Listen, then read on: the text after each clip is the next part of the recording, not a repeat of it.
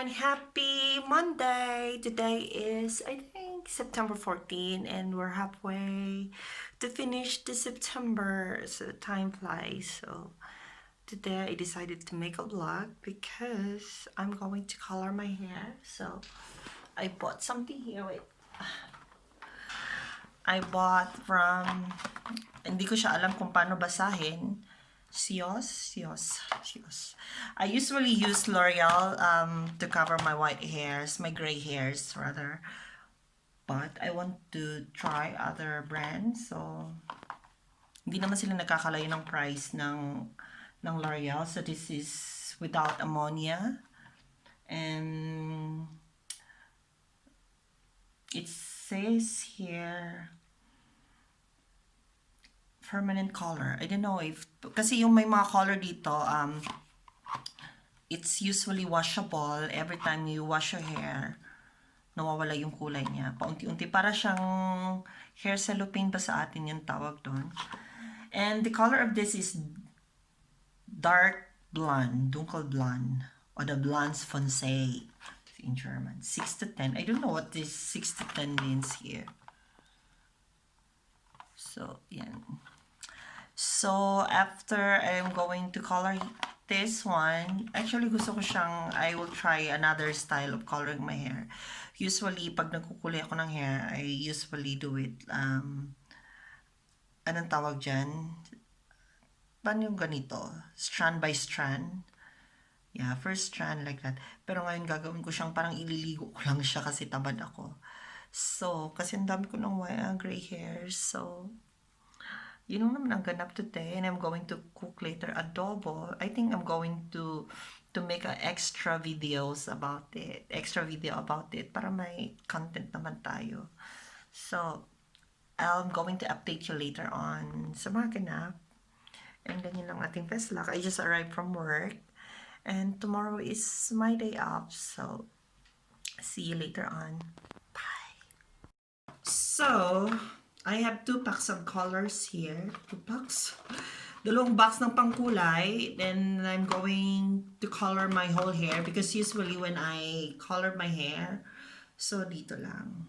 Kasi dito lang naman maputi. So, but this time, because I changed the color, hindi ko naman magka-iba-iba yung kulay niya. So, this is my background, guys. I just cleaned. And this is my painting at the back. So, hope you like. I have my aloe vera there. Going to make a room tour next time. But anyway, let's start. So, the brand that I'm using is from Sios. I really don't know. So, what's in the box is may ganito yung pangkulay itself niya. Yung lalagay mo sa hair mo. Of course, they have some conditioner. So, tabi natin yan. And they have this tube na pangkulay niya na ihalo mo dito. And my instruction millet. Yan. Kung matyaga kang magbasa, then you need to read this. But, you know, I color my hair a lot of times, so I don't need that. And this box. So, yan. Bako natin siya ng maayos. So, my hand glove siya. Usually, I'm not using this. I'm using yung ibang gloves na yung parang yung gawa sa goma. So, I don't usually because nagsislip off siya sa kamay. So, same thing we use on the other side. Yan.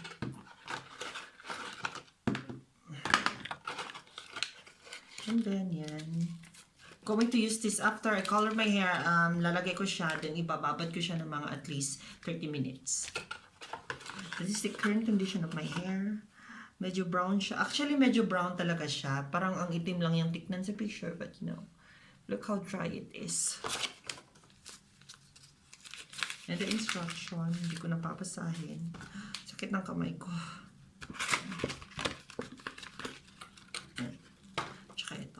This, I usually use this for painting. So, pag nagpipaint ako, I usually use this para, nawawala ba? Yan. Lagay natin siya. So, let's do the magic. Later on, lalagay natin siya dito. But since I'm waiting that my washing machine na ma-finish, matapos, matapos siya, so later ihahalo ko siya kasi baka hindi naman ano, nakalagay dito Oleo Intense. I hope naman mag-lighten up yung color ko kasi medyo little bit brown, not so dark kasi nagiging matapang yung mukha natin. So I'm going to show you later on pag nag-mix na tayo nito tsaka ilagay natin sa hair. So usually binababad siya sa hair for 30 minutes, but usually I do it at least 1 hour in my hair para patay na patay. Para kumapit yung kulay. Kasi usually pag nagkukulay ako, it turns into black. I don't know why. So I hope this time it will work, but I usually use L'Oreal na brand, but I want to try this. Kasi mura siya ng 1 euro. Pero it looks so nice. I don't know. May oil daw siya pero wala naman siya nakalagay na oil because the L'Oreal, they have something na ihalo mo siya sa tube na may oil siya. So, going to update you later on again sa mga kaganapan. So, that's it for now. Bye-bye. Mga guys, so today, nakapag-prepare na ako ng food for lunch. So, I'm going to bake chicken, and this chicken I made with my own sauce. So I just put some honey, just like soy sauce, pepper, ano pa ba? Asin, a little bit of curry powder, and that's it. And we're going to preheat our oven to 250 degrees. And then I think it's not yet ready, so I'm also going to do an adobo. I'm going to show you in a separate video para may upload tayo, guys. So I'm also making what do you call this, potatoes. That is extra. So and I'm going to make a mushroom cheese sauce. So I'm going to show you how to do it. But kukunin muna natin yung tripod ko kasi sakit talaga ng ano ko, ng arms ko kasi nung kumuha ko ng washing hindi naman, nung pinaglabhan ko medyo basa pa siya and napakabigat. Ay, nasira pa yung tripod ko. So I'm going to show you how to make the mushroom sauce para, ay nako, sira na imbis gagamitin ko siya. So, update ko kayo later on. I'm just going to fix this one and then see ya. So, hello guys. Welcome back to my kitchen. So, ayan. Hinintay ko lang yung oven ko na ma-preheat na siya into 250 and then pwede nang isa lang yung chicken natin. But for now, I'm going to show you how I make my, tawag dito, champignons. Parang mushroom siya. I don't know, ganun ba din ang pangalan sa German, sa English. So, napaka-basic lang nito. All you need is like a mushroom something. All you need is this. Napaka-raw nito kasi hindi ko inanda yung mga ingredients niya before I color my hair. So, para later on, hindi mapunto yung mga medisina sa food natin. So, all you need to do is like a soy sauce. This is like, ang tawag dito sa Germany, like yung Maggi sabor sa atin, yung mga Maggi sabor. So, this is, paubos natin.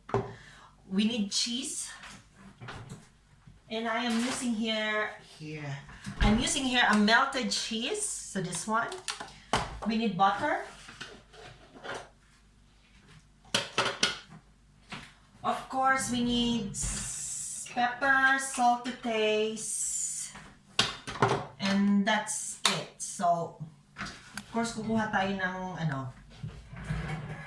kung saan natin siya gagawin, parang kalderong ganito.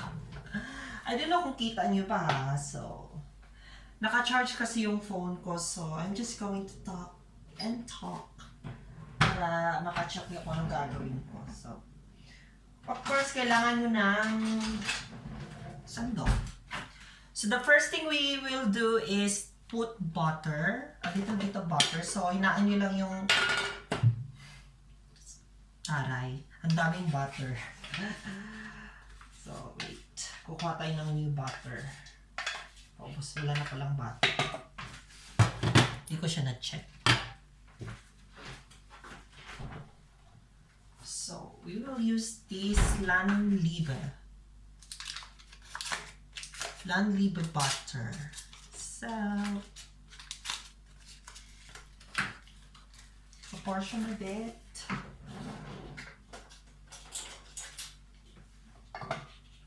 Mga ganito siguro karami. Ganyan.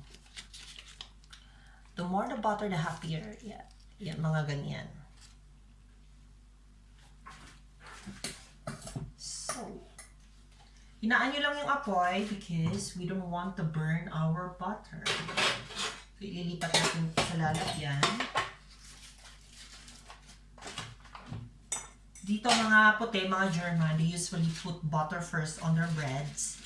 And then, yan, papatungan na nila ng marmalade, yung mga jams, or alaman. Yan.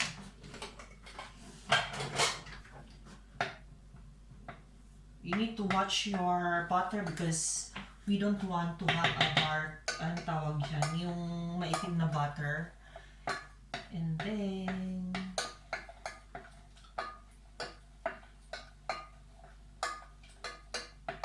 I'm planning to buy a big tripod so that I can put the camera here. I'm using my old phone. I actually bought a new phone because the old one that I am using now, doing vlog, is nabasag siya, and I supposedly papaayos ko siya, but it cost a lot, you know. Ano sabi ko na sa old video ko? Ay, natunaw na yung butter natin. Then we can put a flour, konting flour lang, para yung ang tawag dyan, yung parang ano niya, maglapot siya ng kaunti. So para ma-achieve natin yung parang tawag dyan,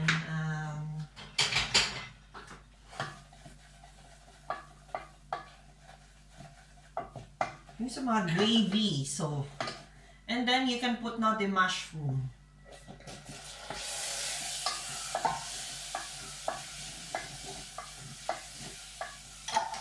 Of course, I'm going to show you later on sa finished product natin. Hinaan natin yung apoy. And then you can put some fresh milk. I'm using fresh milk here. Yan.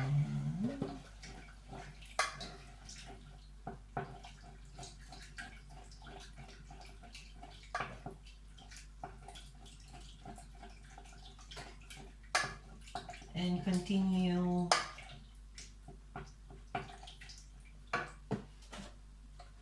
And now you can put your cheese. Papakuluin lang natin siya ng kaunti. Tatapon natin to. I'm using a fresh milk. This is 3.8. Yung consistency ng fat niya. Yun pala yung gusto kong sabihin. Consistency. Kuha tayo ng isang milk because the milk is not enough. So, lagyan natin ng kaunti. It is very easy mga kaibigan. And then, once na kumulo na yung milk natin, lalagay natin yung cheese. So, we will put some seasoning like pamintang durog.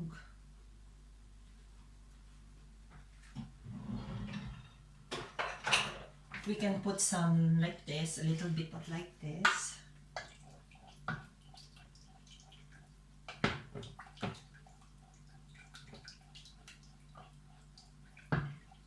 Tsaka yung salt, ihuli nyo na kasi hindi natin alam because cheese is a little bit salted and this is also a little bit salted. So, we will just wait for the na maluto siya. Na maluto na kumulo siya. And I'm going to show you the finished product. So, open na natin siya. Let's prepare it. This cheese is like, ano tawag dito? This is like melting cheese. Like, yeah. I actually don't eat cheese. So, kailangan na malinis yung kitchen natin while we are cooking. So, we're going to put everything in a dishwashing machine.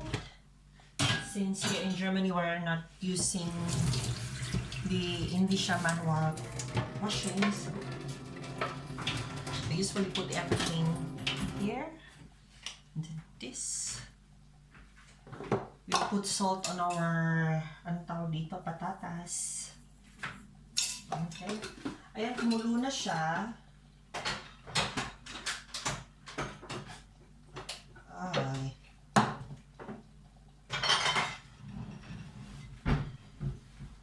Once your, ito, kumulo na siya, hinaan nyo yung apoy.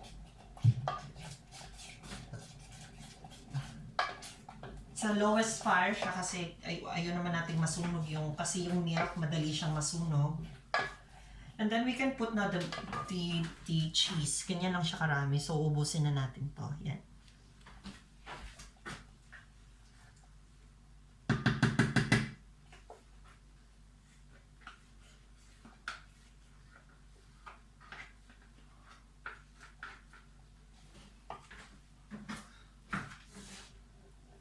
Pag medyo ano siya, thick yung consistency niya, you can add water or milk. Depende na sa inyo yon. So, ang maglalagay ako ng counting water.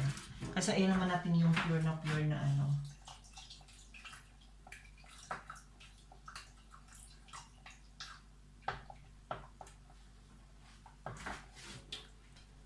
Hintayin natin kumulo ulit.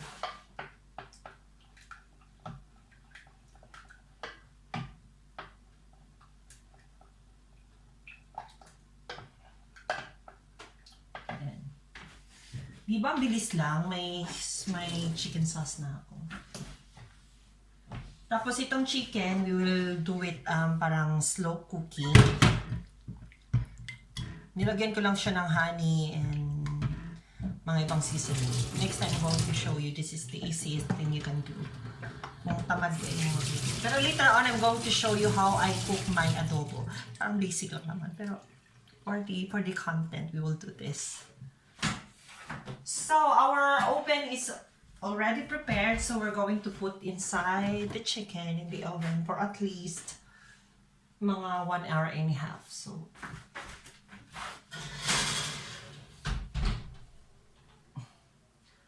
and I'm going to cook it in a slow-mo.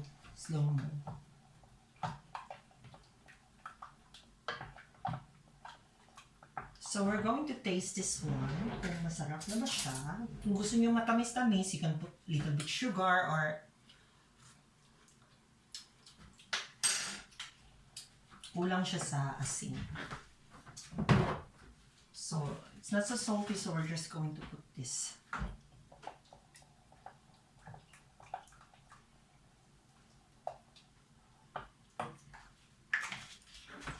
What I usually do sa mga lahat ng cooking ko, naglalagay ako ng kaunting sugar just to balance the taste. Kaunti lang naman, yung hindi yung over. Wala pang laman tong sugar ko. Ano pa naman? Yan.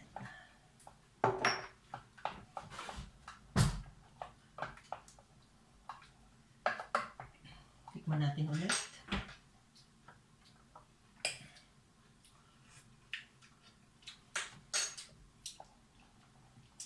Konting ano pa.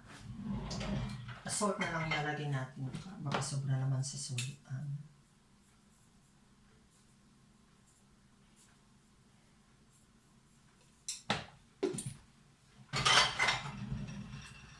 So, mas mabuti na yung dahan-dahan ang paglagay natin sa mga ano natin kaysa naman mapasobra and then mahirap na siyang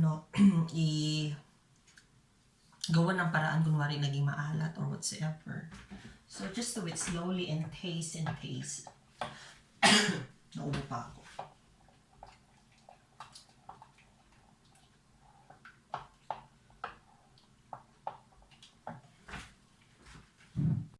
So just to update you about my gravy, it's already done, and that is the consistency that I like. So I just put a little bit pepper kasi gusto kong medyo manghang siya. So yan yung ano natin, gravy na may mushroom effect. So yan, papalamigin lang natin siya, and then later on makakaubos na naman tayo ng isang kalderong rice nito. So I just did a film about how to cook adobo. If you want to learn that, just please to look on my next video. I think i-upload ko to ng first. And then I'm going to show you the condition of our baked chicken. Yeah. Good. So we're going to cook it slowly. At least mga 1 hour. Diyan lang yan siya. So nilagay ko lang siya sa 150 degrees. Yeah. And that is our chicken. Medyo madumi yung hindi ko pa siya nalinisan. So, maselan kasi itong linisan because you need to remove the whole door. And then, basta mahirap siya. I cannot do it alone. So, yan. I'm going to remove my apron because now I need to color my hair because it's late na.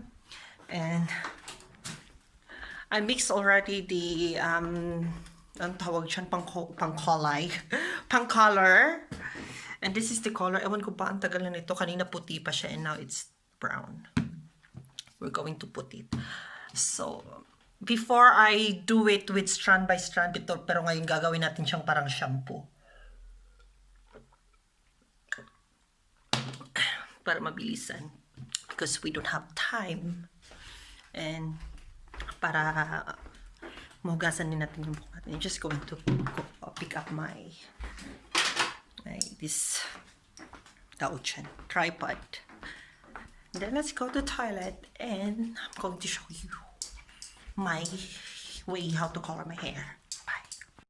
Wala ako ng suklay, sinet ko yung camera ko, and then I have here my 2 gloves, pang-ipit mamaya para i-hang up natin ang ating buhok. The first thing I do is susuklayin natin para hindi buhol-buhol kasi nagkulot ako nung last time. So, medyo mabuhol, tsaka medyo dry ang ating hair. Di siya medyo dry, very dry. Parang ang ganda lang niyang tingnan sa camera. Aray. Tanggal pa yung ko. Yung lock ng earrings ko. Anyway, tatanggalin muna natin. Aray.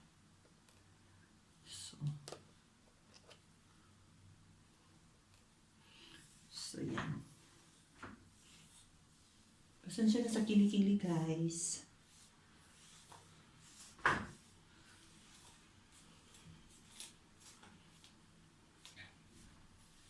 So, if you comb your hair, so pag na-comb nyo na yung hair nyo,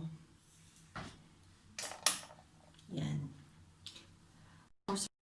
So, I comb my hair already, and then usually I have some clothes to cover my hair. To cover my hair. To cover my skin para hindi siya magka-itim-itim. So, we'll get that. Wait. May mahiwagang, anong tawag dito? Mahiwagang jacket. And I've been using this for a long time. And I'm using only this when I color my hair. So let's just wear it for the meantime. So it will look like this. Yan, prepare na tayo mga inday. So push back. And then let's just get the gloves here. Yeah.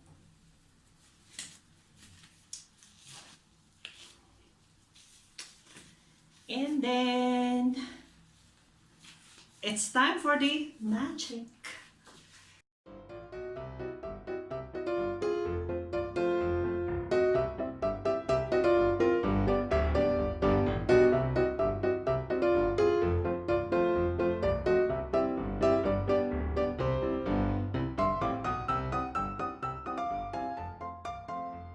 Take you later on. So, dito tatapusin ko lang to.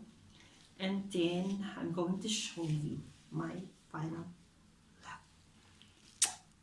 I'm back. I'm done with my hair. So, I'm having hard time to cover all my hair because ang kapal kasi ng buhok ko, and then parang feeling ko konti lang yung ano ko.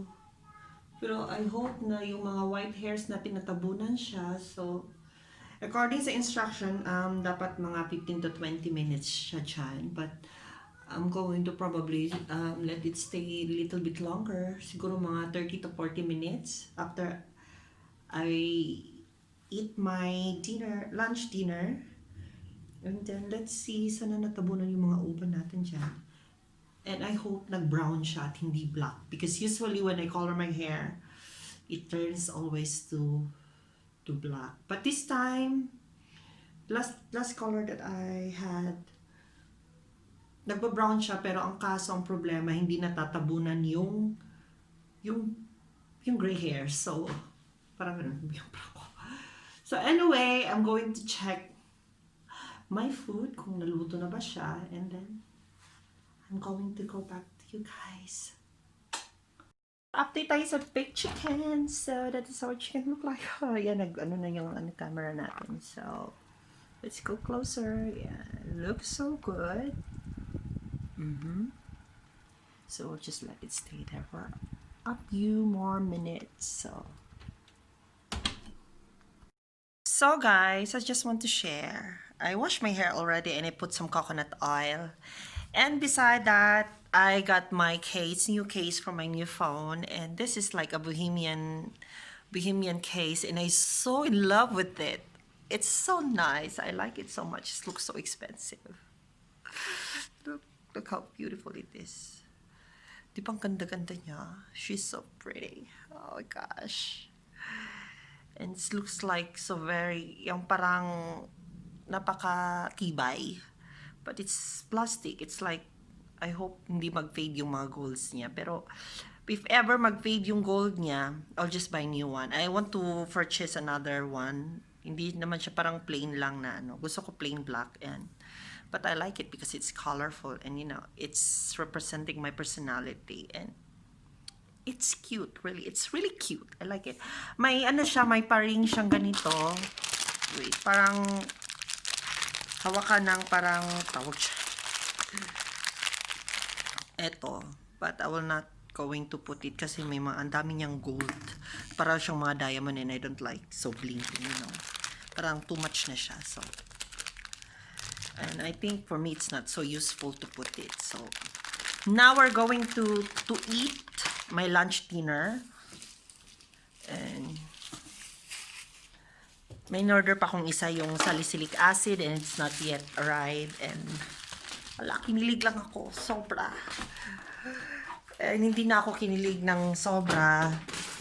Matagal na. So, yun lang. So, I'm going to show you my chicken, the one that I cooked earlier. And I think it looks fine. Wait. Hey guys, and I'm actually done having my lunch dinner. So, nabanlawan ko na din yung hair ko, and that is our current condition of our hair. I just let it dry and let it iron para makita natin ang result. It's really, I don't know, light brown or, but na-achieve ko naman siya. I hope dito din sa dulo, and hindi kasi siya kasi basang-basa pa siya talaga, besh. So, I think that is for now. I'm going to close my vlog. Thank you so much for watching, and I hope you will do comment, like, and share. And mag-subscribe na din mga beshi. Yan pala yung background ko. Those are my paintings.